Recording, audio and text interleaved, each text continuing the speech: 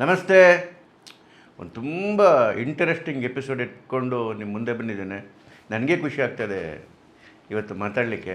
ಏನು ಇಂಟ್ರೆಸ್ಟಿಂಗ್ ವಿಷಯ ಅಂತ ಹೇಳಿದ್ರೆ, ಪಾಕಿಸ್ತಾನ ಮತ್ತು ಆಫ್ಘಾನ್ ಮಧ್ಯೆ ದೊಡ್ಡ ಪ್ರಮಾಣದಲ್ಲಿ ಯುದ್ಧ ಶುರುವಾಗ್ಬಿಟ್ಟಿದೆ. It's open war. ಇದನ್ನು ಹೇಳಿದ್ದು ಪಾಕಿಸ್ತಾನದ ಡಿಫೆನ್ಸ್ ಮಿನಿಸ್ಟರ್ ಖ್ವಾಜಾ ಆಸಿಫ್. ಅದರ ಅರ್ಥ ಏನು ಅಂತ ಹೇಳಿದ್ರೆ, ಪಾಕ್ ಮತ್ತು ಆಫ್ಘಾನಿಸ್ತಾನದ ಮಧ್ಯೆ ಪೂರ್ಣ ಪ್ರಮಾಣದ ಯುದ್ಧ ಶುರುವಾಗ್ಬಿಟ್ಟಿದೆ. ಇದು ಬರೀ ಯುದ್ಧ ಶುರುವಾಗಿರೋದು ಅಷ್ಟೇ ಅಲ್ಲ, ಶುರು ಮಾಡಿದ್ದು ಪಾಕಿಸ್ತಾನ.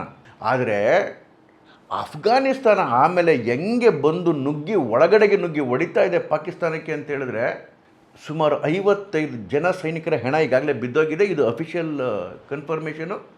ಅನ್ಅಫಿಷಿಯಲಿನೂ ಆಚೆ ಕಡೆಗೆ ಬರಬೇಕು. ಯುದ್ಧ ದೊಡ್ಡ ಮಟ್ಟದಲ್ಲಿ ಶುರುವಾಗ್ಬಿಟ್ಟಿದೆ.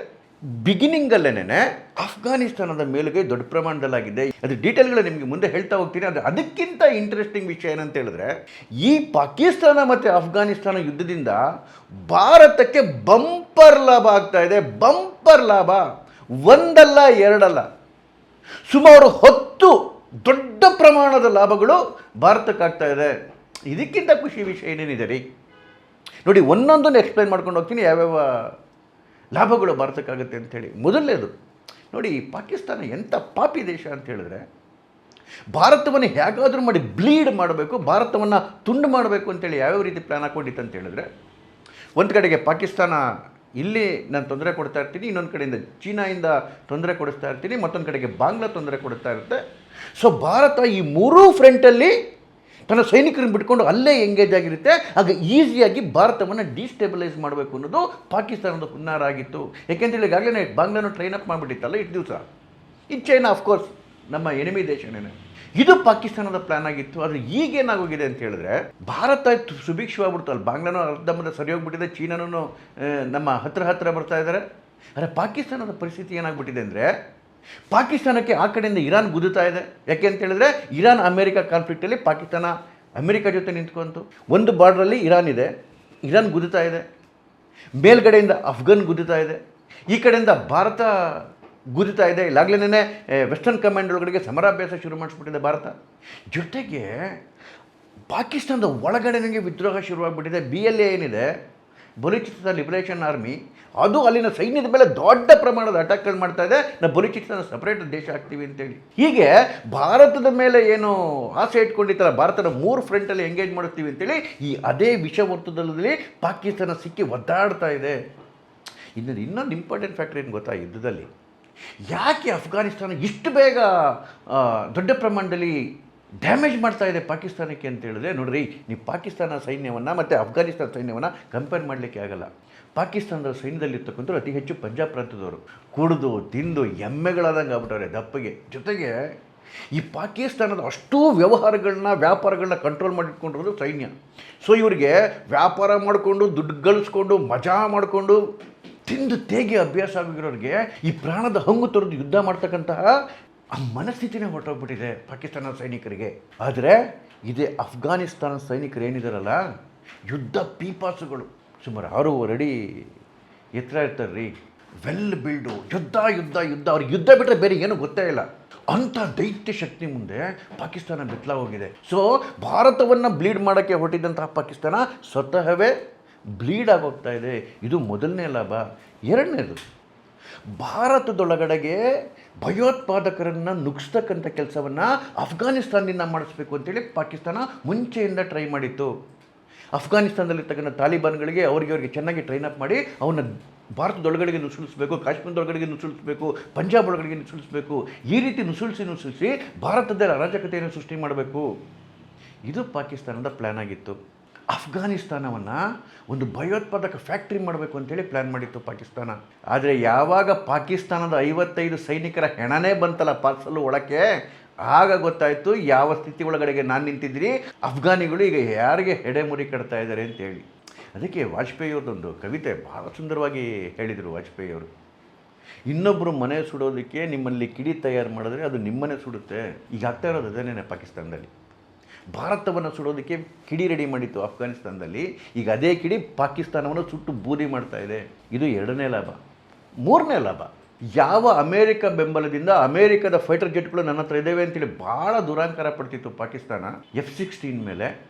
F-16ಗೋಸ್ಕರ ಸಾವಿರಾರು ಕೋಟಿ ಭಿಕ್ಷೆ ಬೇಡಿದಂತಹ ಹಣವನ್ನು, ಸಾಲ ಮಾಡಿದಂಥ ಹಣವನ್ನು ಕೊಟ್ಟು ಖರೀದಿ ಮಾಡಿತ್ತು. ಆ F-16 ಹೊಡೆದಾಕಿದೆ ಅಫ್ಘಾನಿಸ್ತಾನ. ಆಪರೇಷನ್ ಸಿಂಧೂರದ ಮುಂಚೆ ಪಾಕಿಸ್ತಾನಕ್ಕೆ ಇದ್ದಿದ್ದಂಥ ದೊಡ್ಡ ಕಾನ್ಫಿಡೆನ್ಸ್ ಏನಂತ ಹೇಳಿದ್ರೆ, ಒಂದು ನನ್ನ ಹತ್ರ F-16ಗಳಿದೆ, ಫೈಟರ್ ಜೆಟ್ಗಳಿದೆ, ಅಮೆರಿಕ ಫೈಟರ್ ಜೆಟ್ಗಳು, ಮತ್ತೊಂದು ಪರಮಾಣು ಇದೆ ಅಂತ ಹೇಳಿ. ಎರಡೂ ಟುಸ್ ಆಗೋಯ್ತು. ಇವತ್ತು ಅಫ್ಘಾನಿಸ್ತಾನ ಹೋಗಿ F-16ಗಳನ್ನ ಒಡೆದುಳಿಸ್ತಾ ಇದೆ ಅಂತ ಹೇಳಿದ್ರೆ, ತಿರ್ಗಾ ಭಿಕ್ಷೆ ಬೇಡಿ ಸಾಲ ಮಾಡಿ ಕೊಂಡ್ಕೊಳ್ಳೋ ಶಕ್ತಿನೂ ಇಲ್ಲ, ತಿನ್ನಕ್ಕೆ ಗತಿ ಇಲ್ಲ ಪಾಕಿಸ್ತಾನಕ್ಕೆ. ಇರೋ 1-2 F-16ಗಳನ್ನು ಕೂಡ ಈ ಕಡೆಗೆ ಭಾರತ ಹೊಡೆದಾಕ್ತು, ಈಗ ಅಫ್ಘಾನಿಸ್ತಾನ ಹೊಡೆದಾಗ್ತಾ ಇದೆ. ಹೆಂಗೆ ಬದುಕುತ್ರಿ ಪಾಕಿಸ್ತಾನ ಮುಂದೆ? 4ನೇ ಲಾಭ ಏನು, ಈ ಮುಸ್ಲಿಂ ಉಮ್ಮಾ, ಈ ಮುಸ್ಲಿಂ ಬ್ರದರ್ಹುಡ್ಡು, ನಾವೆಲ್ಲ ಮುಸಲ್ಮಾನರು ಒಂದು ಅಂಥೇಳಿ ಪಾಕಿಸ್ತಾನ ಎಲ್ಲ ಒಂದು ಮುಸಲ್ಮಾನರನ್ನು ಒಂದು ಮಾಡ್ತೀನಿ, ನಾನು ಅದರ ನಾಯಕತ್ವ ತೊಗೊತೀನಿ ಅಂತೇಳಿ ಒಂದು ಮುಖವಾಡ ಹಾಕ್ಕೊಂಡಿತ್ತು, ಎಲ್ಲ ಮುಸಲ್ಮಾನರುಗಳ ಸಂರಕ್ಷಕ ನಾನು ಅಂತೇಳಿ. ಆ ಮುಖವಾಡಕ್ಕೆ ದೊಡ್ಡ ಹೊಡೆತ ಬಿದ್ದುಬಿಟ್ಟಿದೆ. ಯಾಕೆ ಅಂತ ಹೇಳಿದ್ರೆ, ಈ ರಂಜಾನ್ನ ಪವಿತ್ರ ತಿಂಗಳಲ್ಲಿ ಪಾಕಿಸ್ತಾನ ಅಫ್ಘಾನಿಸ್ತಾನ ಮೇಲೆ ಏರ್ ಸ್ಟ್ರೈಕ್ ಮಾಡಿ ಅಲ್ಲಿನ ಸುಮಾರು 45-46 ಸೈನಿಕರನ್ನು ಸಾಯಿಸ್ತು. ಫಸ್ಟು ಶುರು ಮಾಡಿದ್ದು ಪಾಕಿಸ್ತಾನ ಅಫ್ಘಾನಿಸ್ತಾನ ಮೇಲೆ ಅಟ್ಯಾಕ್ನ. 45-46 ಜನ ಅಲ್ಲಿನ ಅವ್ರ ಮಿಲಿಟೆಂಟ್ಸ್ ಅಂತೀರಾ ಅಥವಾ ಸೈನಿಕರಂತೀರಾ ನಾಗರಿಕರಂತೀರಾ ಗೊತ್ತಿಲ್ಲ, ಆದರೆ ಸತ್ತಿರೋರೆಲ್ಲ ಯಾರು? ಮುಸಲ್ಮಾನರು. ಯಾವ ಮುಸ್ಲಿಂ ಉಮ್ಮಾ ಅಂಥೇಳಿ ತನ್ನನ್ನು ತಾನು ದೊಡ್ಡಣ್ಣ ಅಂತ ತೋರಿಸ್ಕೊತಾ ಇತ್ತು, ಅದೇ ಮುಸ್ಲಿಮರ ಜೀವ ತೆಗಿತಲ್ಲ ಪಾಕಿಸ್ತಾನ. ಅದು ಪವಿತ್ರ ರಂಜಾನ್ ತಿಂಗಳಲ್ಲಿ ಇವತ್ತು ಜಗತ್ತಿನ ಮುಂದೆ ಬೆತ್ತಲಾಗೋಗಿದೆ. ವಿಶೇಷವಾಗಿ ಮುಸ್ಲಿಂ ಜಗತ್ತಿನ ಮುಂದೆ ಬೆತ್ತಲಾಗೋಗಿ ನಿಂತ್ಕೊಂಡಿದೆ ಪಾಕಿಸ್ತಾನ. ಮುಸ್ಲಿಂ ಜಗತ್ತಿನ ಮುಂದೆ ಪಾಕ್ ಐಸೋಲೇಟ್ ಆಗ್ತಿರೋದು, ಬೆತ್ತಲೆ ಆಗ್ತಿರೋದು ಭಾರತಕ್ಕೆ ಭಾಳ ದೊಡ್ಡ ಲಾಭ ಆಗುತ್ತೆ ಬರ್ತಿರ್ತಕ್ಕಂಥ ದಿನಗಳಲ್ಲಿ. 5ನೇ ಲಾಭ, ಭಾರತದೊಳಗಡೆಗೆ ಏನು ಎಡಚರಲು ಲೆಫ್ಟ್ ಎಕೋ ಸಿಸ್ಟಮು, ಈ ಕಾಂಗ್ರೆಸ್ ಅವರಿದ್ರಲ್ಲ, ಇವ್ರ ಬಾಯಿಗೆ ಬೀಗ ಹಾಕೊಳ್ಳೋ ಪರಿಸ್ಥಿತಿ ಬಂದ್ಬಿಟ್ಟಿದೆ. ನೋಡಿ, ಮಾತಿತ್ತಿದೆ ಇಸ್ರೇಲು ಗಾಜಾದಲ್ಲಿ ಏನು ಹ್ಯುಮ್ಯಾನಿಟೇರಿಯನ್ ಗ್ರೌಂಡ್ಸಲ್ಲಿ ನಾವು ಅವರಿಗೆ ಸಪೋರ್ಟ್ ಮಾಡಬೇಕು, ಅಲ್ಲಿ ಅನ್ಯಾಯ ಆಗ್ತಾ ಇದೆ ಅಂತ ಹೇಳಿದ್ರಲ್ಲ. ಈಗ ಪಾಕಿಸ್ತಾನ ಅಫ್ಘಾನಿಸ್ತಾನ ಯುದ್ಧ ನಡೀತಿದ್ದಿಲ್ಲ, ಇಷ್ಟೊಂದು 100 ಜನ ಸಾಯ್ತಾ ಇದ್ದಾರಲ್ಲ, ಒಬ್ಬರು ಉಸಿರೇ ಬಿಡ್ತಿಲ್ಲ. ಯಾಕೆ? ಗಾಜಾದಲ್ಲಿರೋರು ಮಾತ್ರ ಮನುಷ್ಯರು, ಇಲ್ಲಿ ಪಾಕಿಸ್ತಾನ ಅಫ್ಘಾನಿಸ್ತಾನದಲ್ಲಿರೋರು ಮನುಷ್ಯರಲ್ವಾ? ಯಾಕ್ರಿ ಏನಾಗೋಗಿದ್ದೀರಿ? ಪ್ರಿಯಾಂಕಾ ಹೋದ ನಿಮ್ಮ ಬಾಯಿಗೆ ಮೋದಿಯವರು ಇಸ್ರೇಲ್ಗೆ ಹೋದಾಗ ಏನು ಇಷ್ಟಿಷ್ಟುದ್ದ ಟ್ವೀಟ್ ಮಾಡಿದ್ದೆ ಈ ಅಮ್ಮ, ನೀವು ಗಾಜಾ ಬಗ್ಗೆ ಮಾತಾಡಲಿಲ್ಲ, ಇಸ್ರೇಲ್ನ ಆಕ್ರಮಣನ ಖಂಡಿಸಲಿಲ್ಲ, ನೀವು ಪ್ಯಾಲೆಸ್ಟೈನ್ನ ಪರವಾಗಿ ನಿಲ್ಲಿಲ್ಲ, ಇಷ್ಟಿಷ್ಟುದ್ದ ಟ್ವೀಟು. ಎಲ್ಲೋದ್ರಿ ಪ್ರಿಯಾಂಕಾ ವಾದ್ರಾ ಅವರೇ? ಈಗ ಹಂಗೆ ಪಾಕಿಸ್ತಾನದವ್ರು ಅಫ್ಘಾನಿಸ್ತಾನವ್ರು ಸಾಯಿಸ್ತವ್ರೆ, ಅಫ್ಘಾನಿಸ್ತಾನದವ್ರು ಪಾಕಿಸ್ತಾನದವ್ರು ಸಾಯಿಸ್ತವ್ರೆ. ಎಲ್ಲೋಯ್ತು ನಿಮ್ಮ ಮಾನವತಾ ಪ್ರೀತಿ? ಇವ್ರ ಯೋಗ್ಯತೆಗೆ ಬೆಂಕಿ ಹಾಕ ರೀ. ಯಾವತ್ತು ಭಾರತಕ್ಕೆ ತೊಂದರೆ ಬಂದಿದೆ, ಅದು ಪಾಕಿಸ್ತಾನದಿಂದಾಗಿರ್ಬೋದು, ಚೈನಾಯಿಂದನಾಗಿರ್ಬೋದು, ಅಥವಾ ಕಾಶ್ಮೀರ್ ವಿಚಾರದಲ್ಲಾಗಿರ್ಬೋದು, ಅಥವಾ ಬಾಂಗ್ಲಾ ವಿಚಾರದಲ್ಲಾಗಿರ್ಬೋದು, ಯಾವಾಗಲೂ ನಮ್ಮ ಜೊತೆ ನಿಂತ್ಕೊಳ್ಳೋದು ಇಸ್ರೇಲ್. ಪ್ಯಾಲೆಸ್ಟೈನ್ ಯಾವತ್ತೂ ನಿಂತಿಲ್ಲ, ಗಾಜಾ ಯಾವತ್ತೂ ನಿಂತಿಲ್ಲ. ಪಾಕಿಸ್ತಾನ ಯುದ್ಧ ಭಾರತದ ಮೇಲೆ ಆದಾಗಲೂ ಕೂಡ ಇಸ್ರೇಲ್ ನಮ್ಮ ಜೊತೆ ನಿಂತ್ಕೊಂಡಿತ್ತು, ಗಾಜಾ ನಿಲ್ಲಿಲ್ಲ. ಚೈನಾ ಯುದ್ಧದ ಸಂದರ್ಭದಲ್ಲೂ ಕೂಡ ಇಸ್ರೇಲ್ ನಮ್ಮ ಜೊತೆ ನಿಂತಿತ್ತು, ಗಾಜಾ ನಿಂತಿರಲಿಲ್ಲ, ಪ್ಯಾಲೆಸ್ಟೈನ್ ನಿಂತಿರಲಿಲ್ಲ. ಹೌದು, ನಾವು ಇಸ್ರೇಲ್ ಪರವಾಗೇ ನಿಲ್ತೇವೆ. ನಿಮಗೆ ಯೋಗ್ಯತೆ ಇದ್ದರೆ ಬರೀ ಗಾಜಾ ವಿಚಾರ ಒಂದೇ ಮಾತಾಡೋದಲ್ಲ, ಇವತ್ತು ಪಾಕಿಸ್ತಾನ ಅಫ್ಘಾನಿಸ್ತಾನದಲ್ಲಿ 100 ಹೆಣಗಳು ಬೀಳ್ತಾ ಇದ್ದಾವಲ್ಲ, ದಮ್ಮಿದ್ರೆ ತಾಕತ್ತಿದ್ರೆ ಅದ್ರ ಬಗ್ಗೆ ಮಾತಾಡಿ. ಈ ಒವೈಸಿ ತಾಲಿಬಾನ್ ಸಪೋರ್ಟರು. ಯಾಕಪ್ಪ, ಏನಾಯ್ತು ನಿನ್ನ ಬಾಯಿಗೆ? ಏನಾದ್ರು ಗಮ್ಮಂಡ್ಕೊಂಡ್ಬಿಟ್ಟಿದ್ಯಾ? ಎಲ್ಲ ಲೆಫ್ಟು, ಎಲ್ಲ ಎಡಚರರು, ಎಲ್ಲ ಈ ರಾಹುಲ್ ಗಾಂಧಿ ಪ್ರೇರಿತ ವಿಕ್ಷುಬ್ಧ ಶಕ್ತಿಗಳು ಬಾಯಿ ಮುಚ್ಚಿ ಕೈ ಕಟ್. ಇವ್ರ ಯೋಗ್ಯತೆಗೆ ದಮ್ಮಿದ್ರೆ ಮಾತಾಡಿ. ಈಗ 6ನೇ ಲಾಭ ಏನು, ಈ ಪಾಕಿಸ್ತಾನ ಮತ್ತು ಅಫ್ಘಾನಿಸ್ತಾನ ಬಾರ್ಡ್ರ್ ಏನಿತ್ತು, ಅಲ್ಲಿ ಟೆರರಿಸ್ಟ್ ಕ್ಯಾಂಪ್ಗಳನ್ನ ನಿರ್ಮಾಣ ಮಾಡಿಬಿಟ್ಟಿತ್ತು ಪಾಕಿಸ್ತಾನ. ಅಫ್ಘಾನ್ನವ್ರನ್ನ ಉಪಯೋಗಿಸ್ಕೊಂಡು, ತಾಲಿಬಾನ್ಗಳನ್ನ ಉಪಯೋಗಿಸ್ಕೊಂಡು. ಯಾವಾಗ ಭಾರತ ಆಪರೇಷನ್ ಸಿಂಧೂರ್ ಟೈಮಲ್ಲಿ ಆ ಉಗ್ರ ನೆಲೆಗಳಿಗೆಲ್ಲ ಅಟ್ಯಾಕ್ ಮಾಡ್ತಲ್ಲ, ಆವಾಗ ಇಲ್ಲಿನ ಉಗ್ರರೆಲ್ಲ ಹೋಗಿ ಅಲ್ಲಿ ಸೇರ್ಕೊಂಡ್ಬಿಟ್ಟಿದ್ರು, ಆ ಕ್ಯಾಂಪ್ಗಳಲ್ಲಿ ಸೇರ್ಕೊಂಡ್ಬಿಟ್ಟಿದ್ರು. ಈಗ ಏನಾಗ್ಬಿಟ್ಟಿದೆ ಅಂತ ಹೇಳಿದ್ರೆ, ಯಾವ ಭಾರತದ ಮೇಲೆ ಅವ್ರನ್ನ ರೆಡಿ ಮಾಡಬೇಕು ಅಂತಿದ್ರು, ಆ ಎಲ್ಲ ಮಿಲಿಟೆಂಟ್ಗಳು, ಆ ಎಲ್ಲ ಉಗ್ರರು, ಆ ಎಲ್ಲ ಭಯೋತ್ಪಾದಕರು ಇವಾಗ ಪಾಕಿಸ್ತಾನದ ಅಗೇನೆಸ್ಟಾಗಿ ನಿಂತ್ಬಿಟ್ಟವ್ರೆ. ಪಾಕಿಸ್ತಾನದ ರಕ್ತ ಕುಡಿತೀವಿ ಅಂತ ನಿಂತ್ಕೊಂಡ್ಬಿಟ್ಟಿದ್ದಾರೆ. ಅಫ್ಘಾನಿಸ್ತಾನ ಭಾರತದ ಮಿತ್ರ ರಾಷ್ಟ್ರ ಹೋಗಿದೆ ಮೋದಿಯವರ ಡಿಪ್ಲೊಮೆಸಿ ಕಾರಣಕ್ಕೋಸ್ಕರ. ಇಡೀ ಅಫ್ಘಾನಿಸ್ತಾನದಲ್ಲಿ ಭಾರತ್ ಮಾತಾ ಕಿ ಜೈ, I love India, India is my friend ಅಂತೇಳಿ ಎಲ್ಲ ನಾಗರಿಕರು ಘೋಷಣೆ ಮಾಡ್ತಾರೆ, ಸರ್ಕಾರದ ವಕ್ತಾರರುಗಳು ಘೋಷಣೆ ಮಾಡ್ತಾರೆ. ಭಾರತ ನಮಗೆ ಪರಮಾಪ್ತ ರಾಷ್ಟ್ರ, ಭಾರತ ಇಲ್ಲದ್ರೆ ನಾವು ಇರೋಕ್ಕೆ ಸಾಧ್ಯ ಇಲ್ಲ ಅಂತೇಳಿ ಅಫ್ಘಾನಿಸ್ತಾನ ಕುಣಿತಾರೆ. ಪಾಕಿಸ್ತಾನ ಮುರ್ದಾಬಾದ್ ಅಂತಾರೆ. ಈ ವಾತಾವರಣ ಪಾಕಿಸ್ತಾನದಲ್ಲಿ ನಿರ್ಮಾಣ ಮಾಡಿದ್ರೆ, ಯಾವ ಮಿಲಿಟೆಂಟ್ಗಳನ್ನ ಬಾರ್ಡರ್ ಏರಿಯಾದಲ್ಲಿ ಇದೇ ಸೃಷ್ಟಿ ಮಾಡಿತ್ತು, ಅದೇ ಮಿಲಿಟೆಂಟ್ಗಳು, ಯಾವ ಮಿಲಿಟೆಂಟ್ಗಳನ್ನ ಇವರು ಹುಟ್ಟಿಸಿ ಬೆಳೆಸಿದ್ರಲ್ಲ, ಅದೇ ಮಿಲಿಟೆಂಟ್ಗಳು ಇವತ್ತು ಭಯೋತ್ಪಾದಕರು ಪಾಕಿಸ್ತಾನದ ವಿರುದ್ಧ ನಿಂತುಬಿಟ್ಟಿದ್ದಾರೆ. ಇದು ದೊಡ್ಡ ಅಡ್ವಾಂಟೇಜು ಭಾರತಕ್ಕೆ. 7ನೇದು, ಆಸಿಫ್ ಮುನೀರಾ, ಪಾಕಿಸ್ತಾನದ ಆರ್ಮಿ ಜನರಲ್.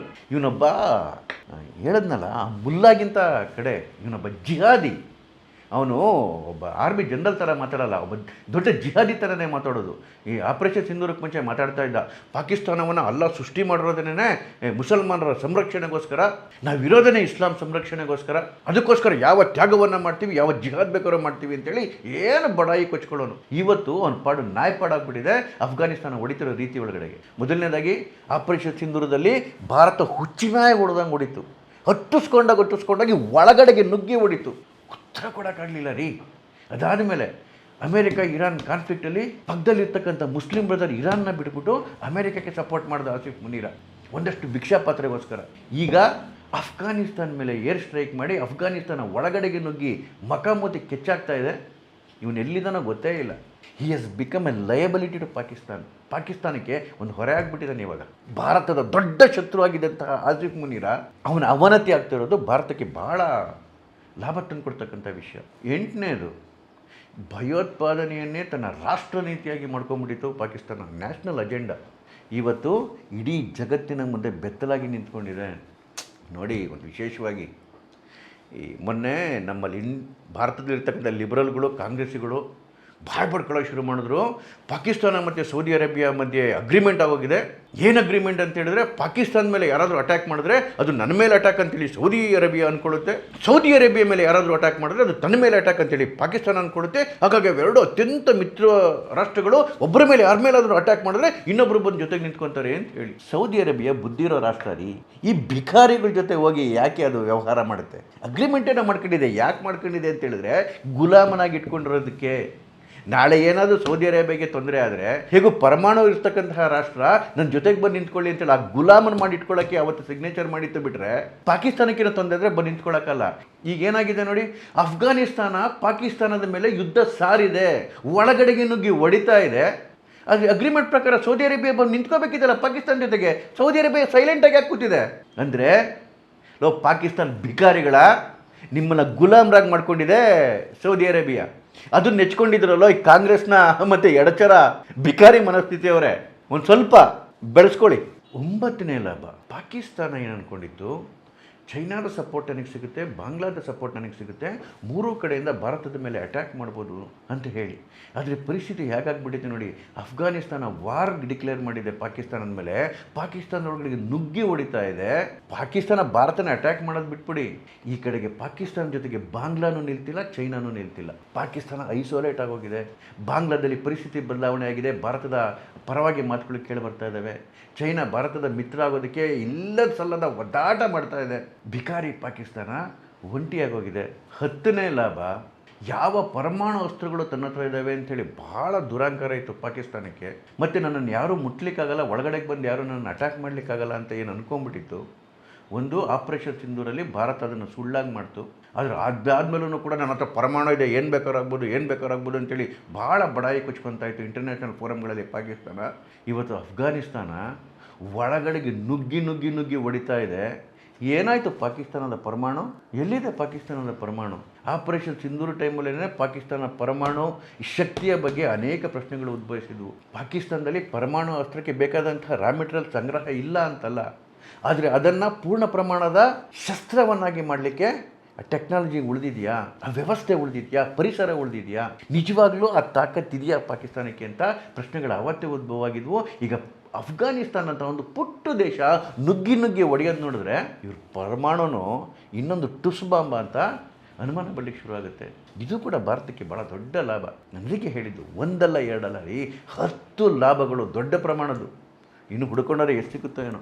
ಆದರೆ ಇವತ್ತು ಅಫ್ಘಾನಿಸ್ತಾನ ಪಾಕಿಸ್ತಾನಕ್ಕೆ ನುಗ್ಗಿ ಹೊಡಿತಾ ಇದೆಯಲ್ಲ, ಪಾಕಿಸ್ತಾನದ ಪರಿಸ್ಥಿತಿ ಯಾವ ನಾಯ್ಗೂ ಬೇಡ ರೀ.